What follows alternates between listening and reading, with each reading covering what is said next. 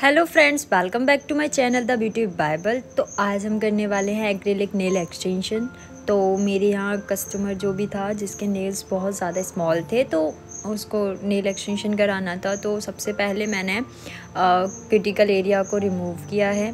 Then उसके बाद मैंने उसकी वीडियो बनाना भूल गई एक्चुअली। इसके बाद हम करेंगे ब्लोवफर की हेल्प से सारे नेल्स को ब्लॉव ऑफ, जिससे क्या है हमारे जो नेल्स की साइन होती है उसको रिमूव करना होता है। एक्चुअली हम अगर इसको हम रिमूव कर देते हैं तो हम जो अपनी टेप अप्लाई करते हैं वो अच्छे से अप्लाई होती है।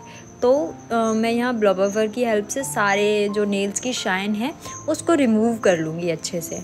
तो मैं इस तरीके से रिमूव कर रही हूँ। आपको ये चीज़ याद रखना है, आप जब इसको रिमूव कर रहे हो, आप जो ब्लोवफर चला रहे हो उसको आपको बहुत स्मूथली चलाना है, ठीक है। स्मूथली चलाओगे तो क्या है ना, आपके जो नेल्स है उसकी आपकी स्किन जो है ना निकलेगी नहीं, जिससे क्या ब्लड निकलने के चांसेस रहते हैं। फिर दैन उसके बाद मैंने लगाया डिहाइड्रेटर। वो आप नाम से ही समझ रहे होंगे कि वो डिहाइड्रेट करने का काम करता है, जिससे क्या है हमारे जो नेल्स में शाइन होती है, जो ऑयल जो वो होता है सब कुछ निकल जाता है, जिससे क्या है हमारे नेल्स ड्राई हो जाते हैं। दैन उसके बाद मैंने नेल्स का साइज़ पहले से ही देख के रखा था।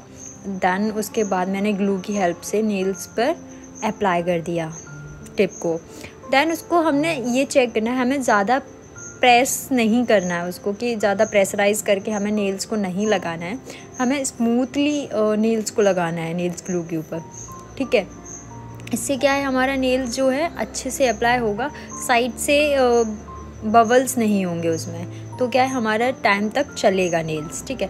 दैन उसके बाद मैंने नेल्स को कट किया, जितना मेरे कस्टमर को जितना साइज़ चाहिए था उसके अकॉर्डिंग मैंने कट किया और उसको मैं ओवल शेप में, एलमंड शेप में शेप कर दूँगी नेल्स को।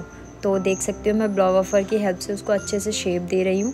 और आपको एक चीज़ याद रखना है, आपको ब्लोवफर अच्छे जो तरीका होता है जैसे मैंने पकड़ा उसी अकॉर्डिंग पकड़ना है आपको। आप किसी भी तरीके से ऐसे पकड़ोगे तो आप स्मूथली नहीं कर पाओगे। और दैन मैंने उसके बाद अपने नेल्स को रफ़ किया है, सारी शाइन हटानी है, सारा रफ़ करना है। तो जो हमने टिप अप्लाई की है उसी को हमें रफ़ करना है। तो मैं यहाँ इतने अच्छे से करूँगी, जो हमारी ओरिजिनल नेल्स हैं उन पर इसको अच्छे से करना है। ओरिजिनल नेल्स पर हमें नहीं करना है, हमारे नेल्स जो है ना बहुत ज़्यादा कमज़ोर पड़ जाएंगे, इसलिए हमें जो हमारे नेल्स हमने टिप अप्लाई की है उसी को हमें इक्वल करना है, जिससे हमारे जो ओरिजिनल नेल्स हैं और जो हमने टिप अप्लाई की है वो इक्वली लगे, है ना।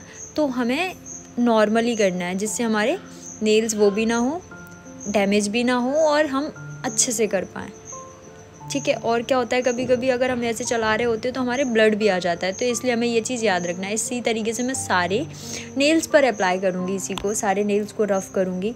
देख सकते हो आप मैं किस तरीके से रफ़ कर रही हूँ। और आपको मेरी वीडियोस पसंद आ रही हैं तो मेरे चैनल को लाइक, शेयर एंड सब्सक्राइब ज़रूर करना, ठीक है। फिर मैंने लगाया यहाँ प्राइमर, वो मैं जो हमारे ओरिजिनल नेल्स हैं उसी जगह पर लगाएंगे, ठीक है। तो मैंने पूरी जगह पर अपने पर प्राइमर अप्लाई कर लिया है। दैन मैं इनके दोनों नेल्स कर रही थी, ठीक है। तो दोनों हैंड के नेल्स पर मैंने प्राइमर अप्लाई कर लिया है। सारे नेल्स पर अप्लाई करने के बाद आप 60 सेकंड के लिए इसको छोड़ देंगे। मैंने इसको 60 सेकंड के लिए छोड़ दिया। दैन मैंने एक्रिलिक नेल्स चालू किए। दैन मैंने उसके बाद एक्रिलिक पाउडर को लिक्विड की हेल्प से पूरे नेल्स पर अप्लाई किया है। देख सकते हैं मैं ब्रश की हेल्प से लगा रही हूँ। आपको एक चीज़ याद रखना है, आपको ब्रश ना वेट नहीं लेना है, आपको ब्रश वेट ही लेना है, सॉरी, आपको ना ब्रश।